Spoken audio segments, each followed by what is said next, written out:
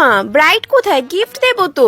হ্যাঁ, ব্রাইড ওখানে ধেই ধেই করে নাচছে। ছি ছি ছি, কোনো লজ্জা নেই? ব্রাইড হয়ে এত নাচানাচি করার কি আছে? দূর, গিফটে দেবো না। এই সাথী, হাই, কেমন আছো? আমি ভালো আছি, তুমি কেমন আছো? ভালো আছি। বিয়ের 1 বছর হলো, বাচ্চা কাচ্চা হলো? তুমি আগে বিয়েটা করো, তারপর আমার বাচ্চার কথা বলবা।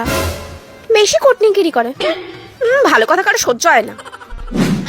এই প্রাচিতা, তুমি এটা কি জামা পরেছো? শাড়ি পরে আসতে পারোনি? এত বড় একটা মেয়ে। তুমি না নিজের চরকা তেল দাও। Too much. মা দোলা, বিয়ে বাড়িতে কালো শাড়ি পরেছো কেন? জানো না কালো শাড়িতে অমঙ্গল হয়? তুমি একটু কুটিঙ্গিটা কম করে এবার নিজে বিয়ে করো, যাও লাল শাড়ি পরে। হ্যাঁ, সত্যি কথা বললে তো গায়ে ঝাল লাগবেই। যত সব। এই রাখি, শাড়ি না পরে চুড়িদার পরেছিস কেন? একটু ভালো লাগছে না। ধুর, তুই কি কুটিঙ্গিরি ছাড়া আর কিছু করতে পারিস না? এটুকু তো বয়স। এবার তোমার না 1 মাস হলো বিয়ে হয়েছে, তুমি হাতা কাটা মানে ব্লাউজ পরে এসছো কেন বিয়ে বাড়িতে? একটু ভালো শাড়ি পরে আসতে পারতে। এই শোনো, তোমার বয়সটা অনেক হলো, এবার বিয়েটা করো, তারপর আমি ঠিক করবো আমি কি পরবো কি পরবো না।